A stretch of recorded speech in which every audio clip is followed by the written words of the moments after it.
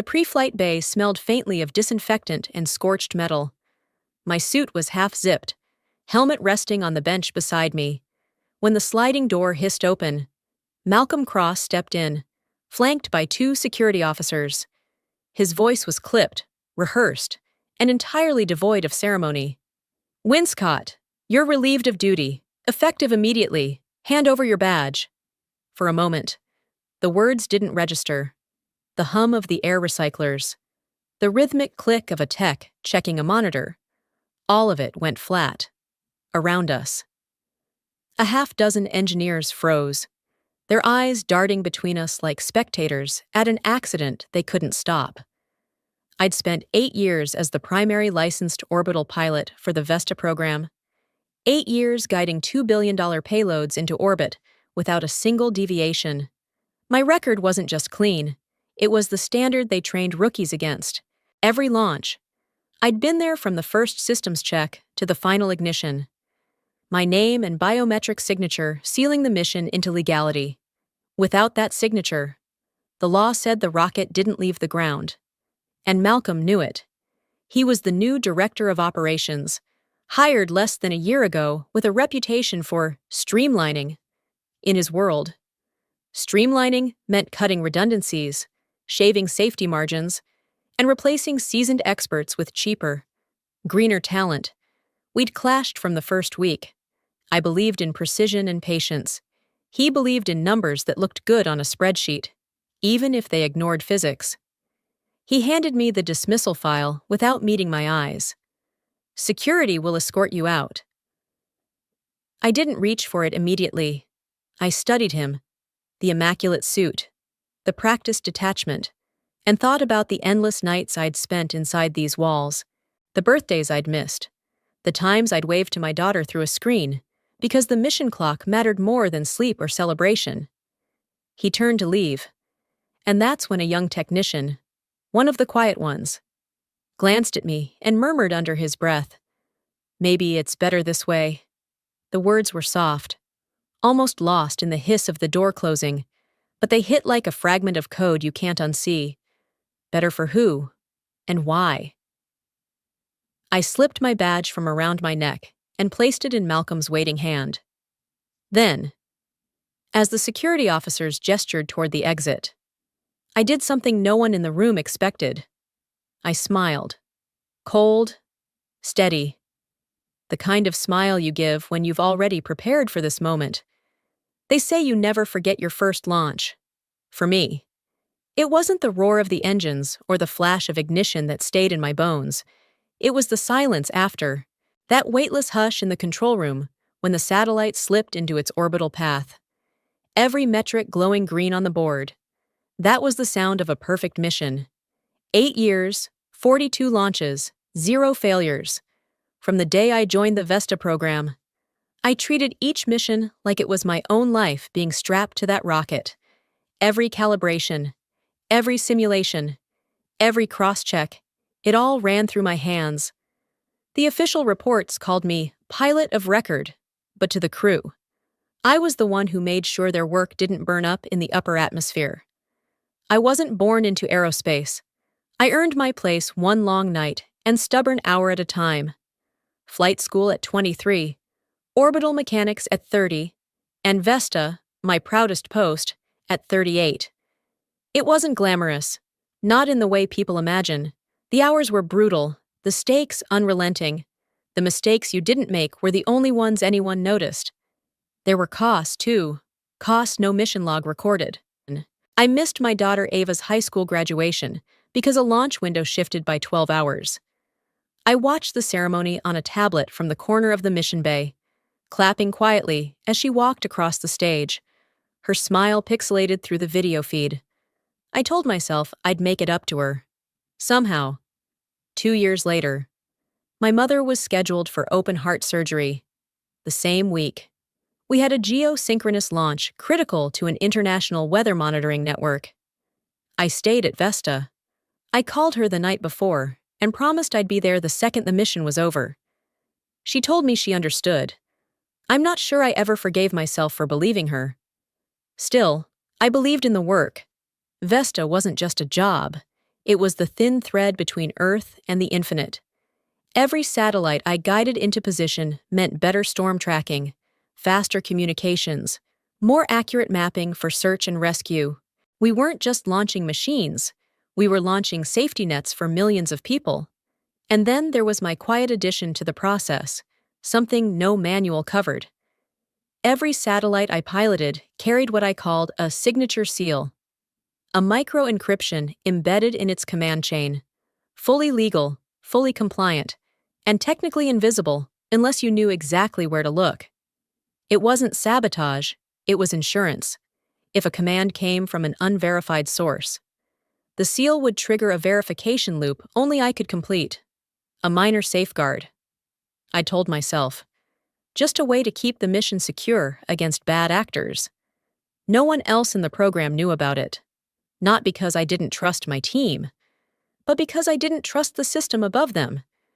I'd seen too many projects get redirected by politics. Too many mission parameters shift for reasons that had nothing to do with science. The seal was my way of making sure that when my name was on the launch, my standards flew with it. Malcolm Cross never knew. And he never would, at least. Not until the moment he realized why his substitute pilot couldn't get the systems to acknowledge their clearance. It's strange, thinking back now, how the pride and the bitterness are tangled so tightly together. I'm proud of every orbit I've set, every flawless telemetry readout, every photograph of Earth taken by a satellite I helped send there. But that pride comes with the knowledge of what I gave up to keep those records perfect. And here's the thing. When you've given so much, you expect at least a measure of respect in return. You expect that when you're told to step aside, it's for something greater than ego or personal gain. You expect that the person replacing you values the sky the same way you do. With Malcolm, none of that was true. Standing in the bay that morning, with my badge still warm from the lanyard around my neck, I thought about those 8 years in the sky. I thought about the satellites quietly humming in orbit, each one carrying a little piece of me, a little piece of my belief in doing things the right way. And I thought about how easily a man like him could undo it all, if I let him. Malcolm Cross didn't arrive at Vesta with a resume of flight hours or mission saves. He arrived with graphs, ratios, and a reputation for getting results. The board called him an efficiency specialist, the kind of corporate title that sounds harmless until you realize it means trimming fat until you hit bone.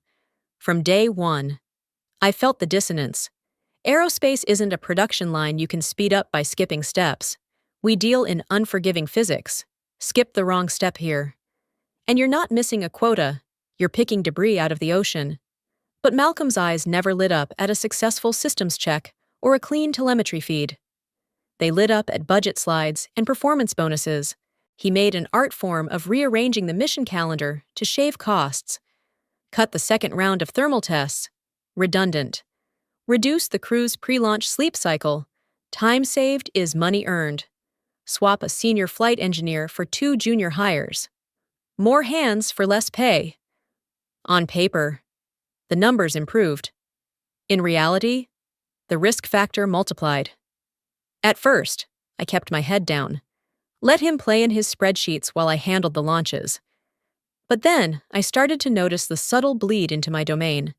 Questions about whether my simulations really needed that many iterations. Suggestions to trust the automation more and manual control less. It wasn't just irritating, it was dangerous. The contempt came naturally. He wasn't one of us.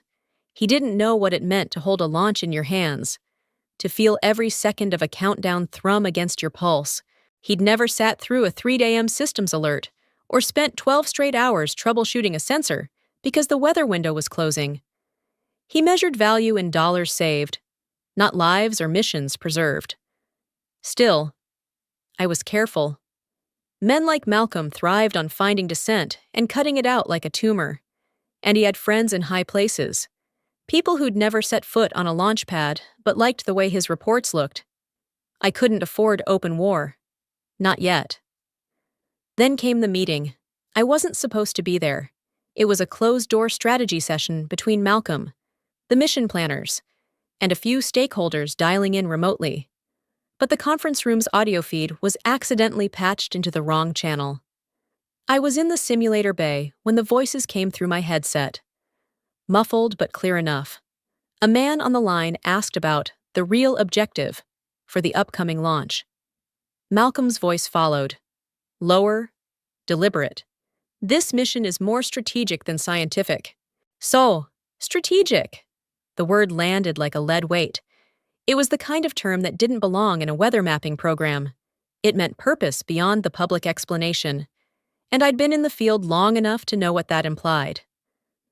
I sat there in the simulator, eyes fixed on the mock control panel, while the rest of the conversation blurred into static in my head. Later that day, I found myself in the break room with Ansel Rojas, one of our longest-serving payload engineers. He had the kind of institutional memory you couldn't put in a database, and he didn't waste words. As we passed each other by the coffee machine, he said quietly, "You know he's done this before, right?" I looked at him. Done what? Gotten pulled off a satellite project. Officially, it was budget mismanagement. Unofficially, security concerns. Big ones. I frowned. Where? Ansel gave a half shrug, half glance toward the hallway cameras. Let's just say it was a European defense contract. The file's gone now. Wiped. But some of us remember. It was the final piece I needed to confirm what my instincts had been screaming since Malcolm walked in. This wasn't a man interested in the mission, the science, or the safety of the crew. This was a man who treated aerospace like a ladder and didn't care whose work or whose trust. He stepped on to climb it. From that point forward, I watched him the way you watch a storm system forming on the radar, distant enough not to hit yet, but building, always building, and in the pit of my stomach. I knew, when it broke, the fallout wouldn't just be numbers on a budget line. Malcolm Cross didn't arrive at Vesta with a resume of flight hours or mission saves. He arrived with graphs, ratios, and a reputation for getting results. The board called him an efficiency specialist, the kind of corporate title that sounds harmless until you realize it means trimming fat until you hit bone. From day one, I felt the dissonance. Aerospace isn't a production line you can speed up by skipping steps. We deal in unforgiving physics. Skip the wrong step here, and you're not missing a quota, you're picking debris out of the ocean. But Malcolm's eyes never lit up at a successful systems check or a clean telemetry feed. They lit up at budget slides and performance bonuses. He made an art form of rearranging the mission calendar to shave costs. Cut the second round of thermal tests. Redundant. Reduce the crew's pre-launch sleep cycle. Time saved is money earned. Swap a senior flight engineer for 2 junior hires. More hands for less pay. On paper, the numbers improved. In reality, the risk factor multiplied. At first, I kept my head down, let him play in his spreadsheets while I handled the launches. But then I started to notice the subtle bleed into my domain. Questions about whether my simulations really needed that many iterations. Suggestions to trust the automation more and manual control less. It wasn't just irritating, it was dangerous. The contempt came naturally. He wasn't one of us. He didn't know what it meant to hold a launch in your hands, to feel every second of a countdown thrum against your pulse. He'd never sat through a 3 a.m. systems alert or spent 12 straight hours troubleshooting a sensor because the weather window was closing. He measured value in dollars saved, not lives or missions preserved. Still, I was careful. Men like Malcolm thrived on finding dissent and cutting it out like a tumor. And he had friends in high places, people who'd never set foot on a launch pad, but liked the way his reports looked. I couldn't afford open war. Not yet. Then came the meeting. I wasn't supposed to be there. It was a closed-door strategy session between Malcolm, the mission planners, and a few stakeholders dialing in remotely. But the conference room's audio feed was accidentally patched into the wrong channel. I was in the simulator bay when the voices came through my headset, muffled but clear enough. A man on the line asked about the real objective for the upcoming launch. Malcolm's voice followed. Lower, deliberate. This mission is more strategic than scientific. Strategic. The word landed like a lead weight. It was the kind of term that didn't belong in a weather mapping program. It meant purpose beyond the public explanation. And I'd been in the field long enough to know what that implied. I sat there in the simulator, eyes fixed on the mock control panel, while the rest of the conversation blurred into static in my head. Later that day, I found myself in the break room with Ansel Rojas, one of our longest-serving payload engineers. He had the kind of institutional memory you couldn't put in a database, and he didn't waste words. As we passed each other by the coffee machine, he said quietly, "You know he's done this before, right?" I looked at him. Done what? Gotten pulled off a satellite project.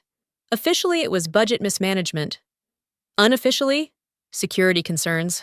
Big ones. I frowned. Where? Ansel gave a half shrug, half glance toward the hallway cameras. Let's just say it was a European defense contract. The file's gone now, wiped. But some of us remember. It was the final piece I needed to confirm what my instincts had been screaming since Malcolm walked in. This wasn't a man interested in the mission, the science, or the safety of the crew. This was a man who treated aerospace like a ladder and didn't care whose work or whose trust. He stepped on to climb it. From that point forward, I watched him the way you watch a storm system forming on the radar, distant enough not to hit yet, but building, always building, and in the pit of my stomach. I knew, when it broke, the fallout wouldn't just be numbers on a budget line. It started with a routine review. At least, that's what I told myself when I logged into the mission database late that night. The launch was only days away, and I'd been going through the orbital flight plan for the 5th time, habit more than necessity. Normally, these files were as familiar as my own signature. I'd seen hundreds of them, predictable arcs, clean alignment with declared objectives, nothing that didn't belong, but this one was different. At first, it was subtle, a few numbers in the trajectory table that didn't match the typical path for a weather mapping satellite. Our stated mission called for a low-inclination orbit to capture consistent cloud pattern data. Instead, the flight plan had adjustments for a higher inclination, sweeping across regions that had nothing to do with meteorology. I zoomed in, running the parameters against a simulation. The resulting path didn't just track weather, it lingered over specific landmasses for extended observation windows. Strategic landmasses, the kind you'd monitor if you wanted to know more than the forecast. A flicker of unease slid under my ribs. I told myself it could be an error, a placeholder file someone forgot to swap out. But the data was too clean, too intentional, and the timestamps on the changes were recent, well after the final mission review. I leaned back in my chair, staring at the monitor. My login didn't give me access to the classified portions of the payload data, or at least, it wasn't supposed to. What Malcolm didn't know, and what I'd never volunteered, was that my clearance hadn't been fully downgraded after the last multi-agency launch I'd piloted. The Vesta system still recognized me as having dual-domain access, a rare status that allowed cross-checking between scientific and restricted mission data. It wasn't a loophole I used often, but that night, my cursor hovered over the hidden directory icon, its faint outline visible only to someone who knew where to look. I clicked. The directory opened to reveal a set of encrypted files marked with a bland, bureaucratic label, Supplementary Operational Scripts, SO-17B. The name told me nothing, but the metadata stopped me cold. The author field listed a defense subcontractor I'd never seen on any of Vesta's public partnership rosters. I ran the decryption sequence, my fingers moving almost automatically. The code unfolded on my screen like a map with its corners pulled taut. And there it was. A subroutine designed to override the satellite's standard scanning schedule and initiate targeted, high-resolution imaging on command. The command strings included coordinates, some of which I recognized from my earlier simulation. My throat tightened. This wasn't just more strategic than scientific, as Malcolm had called it in that overheard meeting. This was an entirely different mission hidden inside the declared one. A dual-purpose satellite with a civilian face and a covert operational core. I thought of the press release, the neat lines about advancing global climate research. I thought of the international agreements that barred precisely this kind of covert surveillance under the guise of scientific cooperation. And I thought of Malcolm, smiling through budget briefings while signing off on something that could spark a diplomatic crisis the second it was discovered. The unease sharpened into something colder. If I'd found this, others could too, foreign agencies, watchdog groups, even our own oversight boards. And when they did, the blame wouldn't stop at Malcolm's office. My name was still on the mission roster. My biometric key was still the one that would make the launch legal. I copied the files to a secure drive, labeling them with a benign test code so they wouldn't raise suspicion if someone stumbled across them. Then I closed every window, scrubbed my activity log, and sat there in the dim light of the control bay. Hands pressed flat against the console. Somewhere in the building, I could hear the muffled hum of the overnight maintenance crew, the low thud of a cargo crate being moved. Ordinary sounds, in an ordinary night, yet the air felt heavier, as if the walls themselves understood what I'd just uncovered. I'd come in looking for reassurance. Instead, I'd found proof. And proof, I knew, came with a cost.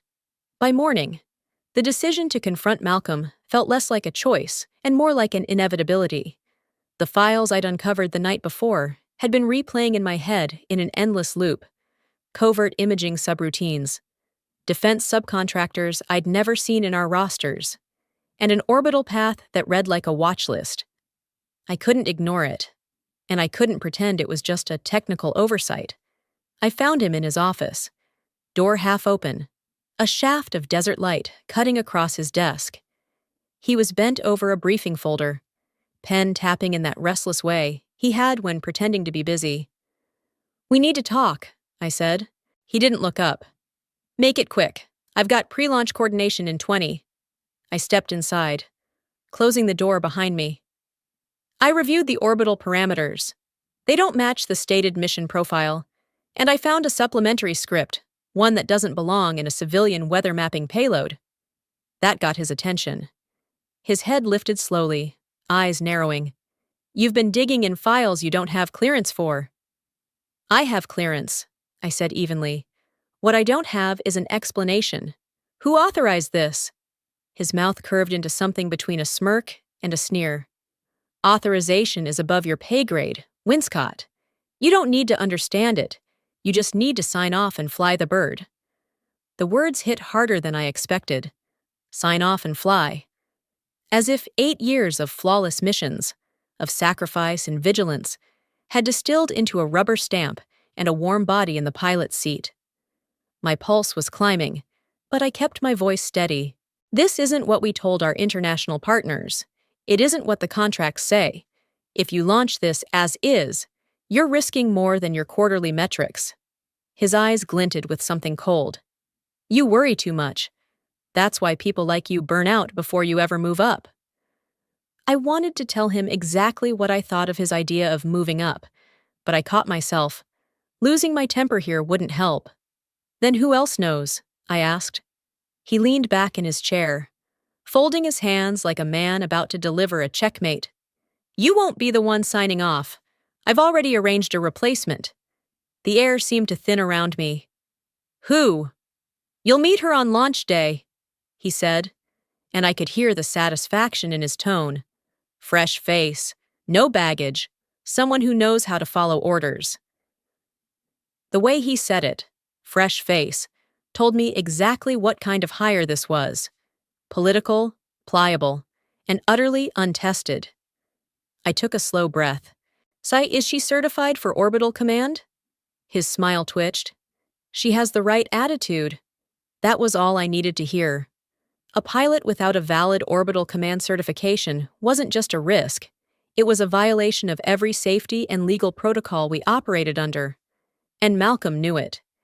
He was betting no one would look closely enough before the launch window closed. Inside. The anger flared, sharp, hot, and immediate. But I held it where it was, letting it harden into something more useful. Losing control would give him exactly what he wanted, a reason to label me insubordinate, volatile, not a team player. I let the silence stretch until I could feel his impatience. "If you're replacing me," I said finally, "then you'd better hope she can do more than follow orders. Because up there, orders don't save you, skill does." He gave a short laugh, dismissive. "The launch will go ahead as planned. You can either make this easy, or you can be out the door before you can clear your desk." I didn't answer. Not then. I turned, opened the door, and stepped back into the corridor, the hum of the ventilation masking the steady drum of my heartbeat. I had my answer, and I knew exactly how dangerous it was. If Malcolm thought I was going to sit quietly until he swapped me out, he didn't know me at all. I'd been in aerospace long enough to learn that sometimes the only way to protect a mission was to protect it from the people running it. And if that meant using my last scheduled simulation as a shield, so be it. The simulation bay was quiet when I arrived. Just me, the hum of the servers, and the soft glow of the control panels cycling through their warm-up diagnostics. On the surface, it was a standard final run, one last chance to ensure the rocket systems and the satellite's command structure were clean before launch day. But I had other plans. Sliding into the pilot's chair, I keyed in my authentication sequence. The system recognized me instantly. Ilara Winscott, pilot of record, Class 1 orbital license. That designation carried more weight than most people realized. It wasn't just a title, it was the legal anchor for the entire launch, without the standardized pilot certification key tied to that designation. The ignition sequence wasn't valid under federal or international law. Normally, the key was a formality, a final checkmark in a long chain of approvals. Today, it was going to be my failsafe. I navigated to the system's control menu, bypassing the usual automated prompts. My hands moved with the muscle memory of 100 pre-launch rehearsals. But this time, each keystroke carried a deliberate edge. I recoded the ignition verification script so that every lawful start command, no matter who initiated it, would route through my personal certification key. If my signature wasn't there, the sequence would stall. No alarms, no dramatic shutdown. Just nothing. The beauty of it was that it was perfectly legal. The regulations already required a licensed pilot's confirmation for manned or high-risk unmanned launches. All I was doing was ensuring that the confirmation had to come from the pilot of record, me. It was the kind of change that looked like a compliance measure to anyone not reading between the lines. Still, I wasn't taking chances. I opened the mission files and navigated to the supplementary data I'd uncovered, the same covert subroutines Malcolm wanted to keep buried. I packaged them with the orbital parameters and engineering logs into a single compressed file. Then I gave it the most boring name I could think of: Thermal Stress Report, Rev C. From there, I initiated a secure transfer to my personal offsite server. It was the same storage I'd used for years to back up training modules and research papers, completely ordinary in the system's eyes. The progress bar inched forward, each percentage point a small victory. When it finished, I scrubbed the activity logs until nothing pointed back to me. Not that anyone would be looking, on paper. This was just another pilot running her last sim before launch. I sat back in the chair, letting the simulated countdown play through on the screens. The numbers ticked down, the ignition commands triggered, and, right on cue, the system paused to request my certification key. I entered it, and the simulation proceeded flawlessly. It was a quiet confirmation of what I'd just done, without me. The real launch wouldn't get past T-0. As I powered down the system, the intercom crackled to life with a voice from Ops Control. "Nice work, Winscott. Clean run." "Always is," I replied, standing to log out. Walking out of the bay, I felt the weight of the decision settle on my shoulders, not as doubt, but as resolve. Malcolm could have his replacement pilot. He could have his strategic mission profile. But when the moment came, none of it would leave the ground without me. I wasn't just preparing for my exit. I was preparing for the moment he realized I'd never truly left. The desert light was blinding when they walked me out. 2 security officers, both younger than some of the satellites I'd put into orbit, flanked me like I was carrying classified hardware instead of a standard-issue duffel bag. I didn't resist, didn't speak, didn't give Malcolm or anyone else the satisfaction of seeing me rattled. The launch complex rose behind us, a lattice of steel and sun-bleached concrete, shimmering in the heat haze. It was strange to think that, in less than 24 hours, it would all grind to a halt, quietly, cleanly, because I'd chosen to make it so. At the perimeter gate, one of the guards scanned my badge for the last time. The access light turned red, and the small, final beep might have stung if I'd still cared about symbolic gestures. I didn't. Symbols didn't keep rockets grounded, systems did. My phone, returned to me at the gate, was already buzzing in my hand. The first message came from Rena, one of our telemetry analysts. Rena, they can't get the system to recognize the new pilot. Keep asking for pilot of record verification. That's you. I scrolled further. Tom, propulsion. Malcolm looks like he's about to crack a tooth from grinding it so hard. They've restarted twice. No go. A slow, measured satisfaction settled in. The lock was working exactly as I intended. No alarms. No catastrophic shutdowns. Just a polite refusal from the system to proceed without the one piece it legally required. The security officers walked me to the parking lot. My car sat alone under the pitiless sun, its metal skin hot enough to burn a hand. I loaded my bag into the trunk and leaned against the driver's side door, letting the heat seep into my back. From here, I could see the control tower's glinting windows, though not the faces behind them. Another message pinged. Unknown number. You did the right thing. Stay ready. I stared at the text. The number had a country code I didn't recognize. International. Far outside our usual network. I didn't have the contact saved.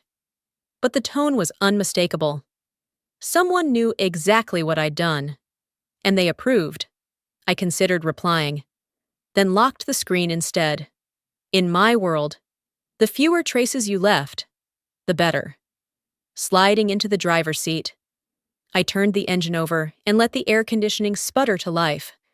The lot was empty now, the guards already walking back to their posts.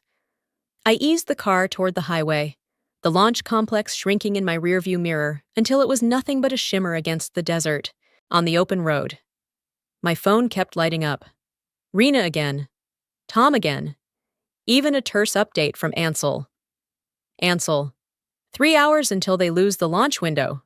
You know what that means. Oh. I knew. Every minute they failed to bypass the certification key pushed them closer to missing the precise orbital alignment required for the mission profile. Miss that, and they'd either have to spend millions recalculating fuel loads for a different trajectory, or delay for months until the next suitable window. Neither option would look good on Malcolm's efficiency reports. I kept my eyes on the asphalt ahead, letting the messages pile up. The temptation to gloat was there. But that wasn't why I'd done this. This wasn't about petty revenge. It was about control. Control over the mission, control over my work, and, for the first time in months, control over how this ended. The desert rolled out in waves of ochre and gold, broken only by the jagged lines of distant mountains. Somewhere out there, I knew, people far above Malcolm's pay grade were starting to ask questions about why the Vesta program's showcase launch was sitting idle on the pad. By the time I reached the edge of the nearest town, the buzzing had stopped. I parked outside a small diner, the kind that hadn't changed its menu in 40 years, and sat for a moment with the engine off.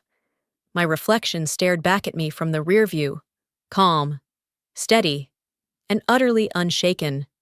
They could walk me out. They could revoke my badge. But as long as the system needed me to move, I wasn't gone. Not really. And the next move? That was mine to decide. By the time I finished my coffee in the diner, the scale of it had settled in my mind. 36 hours. That was all Malcolm had before the launch window closed, and the mission, his mission, would be forced into delay.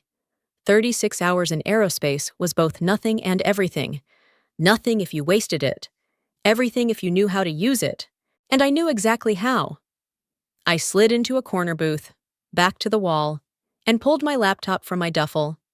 The Wi-Fi here was slow, but I didn't need speed. I needed discretion. My connection route was already set, a layered chain of proxies that would make my location look like it was hopping continents every few seconds. My target was the International Orbital Oversight Committee. The IOC wasn't a household name, but in my line of work, it was the last line of accountability, a body tasked with ensuring that orbital assets operated within the bounds of international law. Most people sent them reports about minor regulatory breaches, power disputes over frequencies, or complaints about orbital debris. I was about to send them proof of a covert surveillance mission hidden inside a civilian program. I composed the message carefully. No speculation, no personal opinion, just raw data and annotations pointing to the discrepancies between the declared mission profile and the actual operational code. The payload's covert subroutines, the unauthorized defense subcontractor, the orbital path targeting strategic landmasses. Then I attached the file I'd smuggled out during my last simulation, the one disguised as Thermal Stress Report, Rev C, before hitting send.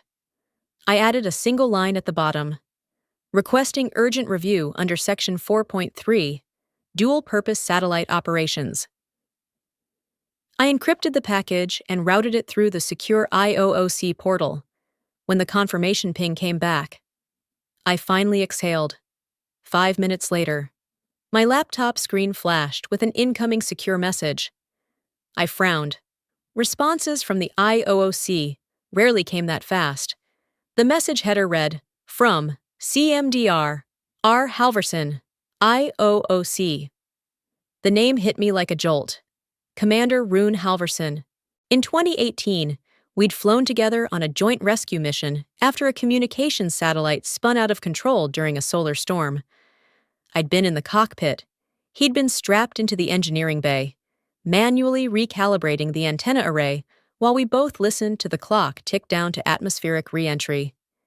He was one of the few people who understood what it meant to work the edge of impossible. His message was short. Winscott, received your file. Initiating emergency review. Do not engage further with Vesta personnel. Stay reachable. Halverson. Beneath that, a string of secure coordinates for a backup communication channel. I stared at the screen for a moment, the diner's low hum of conversation fading into the background. Of all the people who could have picked up my file, it had landed on someone who knew me, not just my work, but my judgment. That was luck I hadn't planned for. But I wasn't going to waste it. I replied with a brief confirmation, then closed the laptop and ordered another coffee. Outside, the desert heat shimmered off the asphalt, the launch complex barely visible in the distance. Somewhere in that building, Malcolm was still trying to pry my certification key from a system that wouldn't budge. He didn't know that the real fight had already shifted miles above his head, into a jurisdiction he couldn't manipulate with a smile and a spreadsheet. By nightfall, the IOOC's review teams would be combing through the mission data I'd sent. If they found what I knew they would, Malcolm's strategic payload would be flagged for full suspension pending investigation. That meant no launch, this week, this month, maybe not ever. 36 hours. I'd already used the first 2 to light the fuse. Now all I had to do was wait for it to reach the payload. By mid-morning, the news had broken. Someone inside Vesta had leaked the truth about the launch delays, though not the whole truth. The reports were vague. Technical complications. Pilot verification issues. It was just enough to shake confidence without exposing the real reason. The market reacted like a wounded animal. Vesta's stock price slid hard, losing nearly 8% in the first hour. For a company mid-launch cycle, that was a public gut punch. I watched the numbers fall on my phone as I sat in my car, engine idling in the diner's parking lot. Each drop felt like another crack in Malcolm's polished facade. For a moment, I let myself imagine it. The board pulling him into an emergency meeting, the investors demanding answers. The launch scrubbed without my having to lift another finger. I could see the headlines in my mind. Strategic satellite grounded amid legal concerns. Then, Malcolm stepped in front of the cameras. The press conference was streamed live across half a dozen news networks. He stood at the podium, flanked by banners and the Vesta logo. Every inch the calm, authoritative leader. His voice was smooth, practiced, the kind of tone meant to soothe shareholders and intimidate doubters. "We have identified a qualified, fully certified replacement pilot," he announced. "The individual has passed all necessary verifications and will assume command for the scheduled launch. I am confident we will meet our timeline without further delay." The room erupted in questions. Who was the pilot? Was the delay really technical? Why hadn't the original pilot been retained? Malcolm dodged, redirecting, never breaking that calm smile.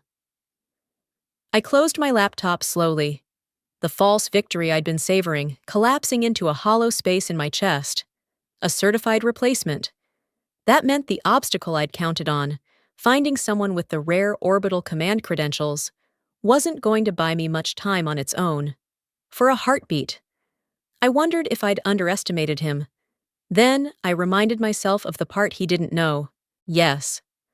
This new pilot might have the credentials on paper, but the ignition sequence wouldn't recognize them. The standardized pilot certification key was tied to me, not just the role of pilot of record, but my specific signature. Without that, the system would treat every launch command like background noise. Still, the press conference did its job. Investors stabilized. The news cycle shifted to speculation about the mystery replacement. Analysts debating whether this was a smooth recovery or a sign of deeper trouble. The sense of inevitability that had been building all morning slipped away like sand through a sieve. Rena texted me an hour later. "Rena, you see the feed? He's strutting like it's launch day already." Me. "Let him!" The system still says no, even as I sent it. I felt the faint prickle of unease. It was one thing to build a lock. It was another to trust that no one on Malcolm's side could find the key. My code was subtle, buried in compliance logic, but compliance teams had their own kind of sharp-eyed engineers. I didn't like counting on ignorance. By late afternoon, the chatter online had shifted again, less about the delay, more about the remarkable turnaround in securing a new pilot.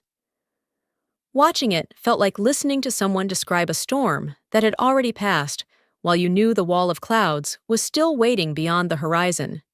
The truth was, I wasn't worried about whether Malcolm could put a pilot in the seat.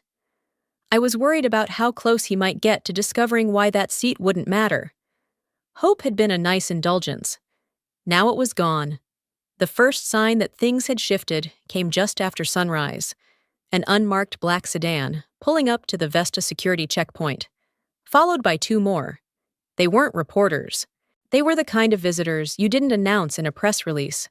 Federal and international regulators in suits that looked too warm for the desert. By mid-morning, the convoy had grown. White vans with agency seals parked alongside the launch complex service entrance. The International Orbital Oversight Committee's insignia gleamed on one of them. The rest bore the logos of the Federal Aerospace Administration and the United Nations Space Compliance Bureau. Inside the complex, Malcolm's polished calm began to crack.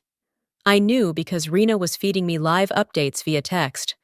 "Rena, they're here, full badges, full authority, asking for mission files." "Rena."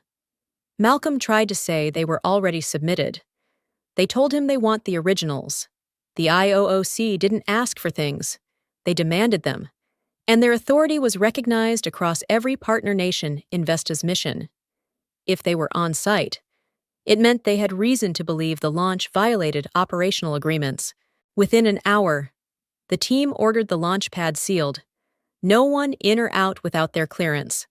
The rocket, gleaming under the morning sun, sat in silent arrest while technicians stood around in nervous clusters. Rena's next message came with a photo.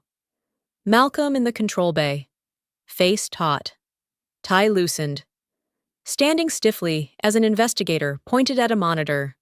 Rena, they're mirroring the system logs, everything. I pictured it.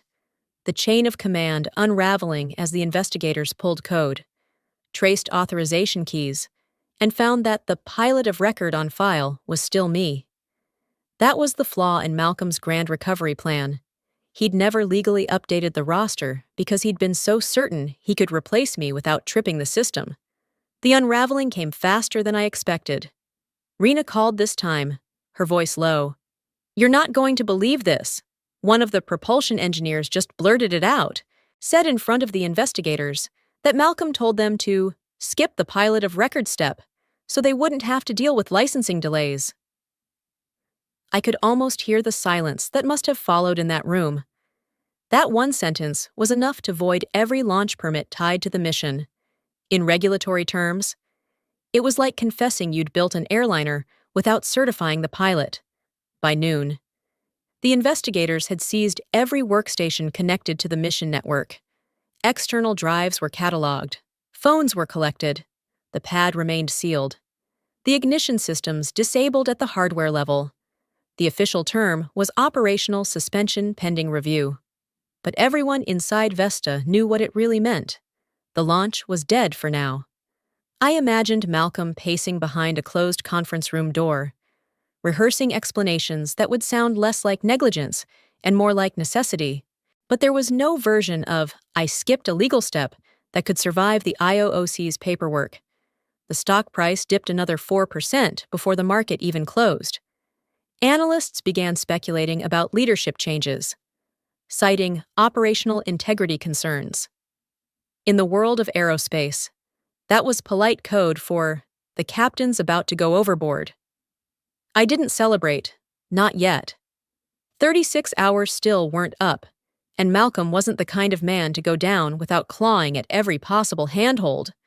But now, for the first time since he'd walked me out under the desert sun, the clock was working against him, not me, and from where I was sitting, far enough away to watch without getting pulled in. It looked like the pressure was just beginning to crush him. It happened faster than I thought it would. 2 days earlier, Malcolm had been standing in front of cameras, smiling like a man untouchable. Now, he was the headline, just not in the way he'd planned. The first article hit the aerospace trade journals at dawn. Vesta director steps down amid regulatory investigation. The language was cautious at first. Pending review. Leadership transition, but by mid-morning, the tone sharpened. Larger outlets had picked up the story, and the details were spilling out. The International Orbital Oversight Committee had found material discrepancies between the satellite's declared mission and its embedded operational code. The Federal Aerospace Administration confirmed that the pilot of record protocol had been bypassed entirely. And then came the real blow: leaked excerpts from the subroutines I'd handed over. Stripped of classification tags, but clear enough for any layperson to see what they were. Targeted imaging commands over regions no weather satellite had any business watching. The phrase dual-purpose platform started appearing in every headline. In the aerospace community, that was code for covert surveillance, and in the court of public opinion, it was the same as saying they lied. By noon, Vesta's board announced Malcolm's resignation effective immediately. The statement didn't thank him for his service. It didn't list his achievements. It was 3 sentences of damage control, followed by an assurance that the program would undergo a full compliance audit before any further launch activity. I was parked outside a small library when the news alert lit up my phone. For a moment, I just watched the words scroll across the screen. No adrenaline, no triumphant rush, just the quiet confirmation of something I'd known was inevitable once the right people saw the truth. An email notification popped up next. The sender's name stopped me. From Malcolm Cross. Subject: Body. You set me up. That was it. No greeting, no explanation, no plea, just 4 words. As blunt as they were wrong, I didn't need to set him up. He'd built his own trap. I'd just made sure the lights were on when he walked into it. I hovered over the delete button for a moment, considering whether to keep it as a souvenir. Then I pressed it. The next time I looked at my phone, the newsfeed was still updating in real time. One outlet had just posted a photo of the launch pad. Empty. The rocket rolled back into its hangar. The caption read, "Launch indefinitely postponed." That was the real ending for Malcolm. Not the resignation, not the headlines. This, the mission he'd built his career on, the one he'd bent rules and risked reputations to push through, wasn't going anywhere. I closed the phone and sat back, watching sunlight spill across the library's glass facade. Around me, the world went on. Cars idling at a stoplight, a kid riding past on a bike, someone laughing into a phone. None of them knew what had just been stopped before it could start. And that was fine. I didn't need applause. I didn't need anyone to know my name or what I'd done. The launch was grounded. The oversight was coming. And the people who mattered, the ones with the authority to keep it that way, had the evidence they needed. In the silence of my car, I allowed myself the smallest of smiles. Not the cold, calculating one I'd given Malcolm in the pre-flight bay, but something quieter, lighter. Satisfaction without spectacle. Malcolm was gone. The satellite was grounded. And I still had 36 hours left on the clock. The offer from Vesta came the day after Malcolm's resignation. It was dressed up in polite language. Valued expertise. Opportunity for reconciliation. Continued leadership in future missions. But at its core, it was desperation. They wanted me back.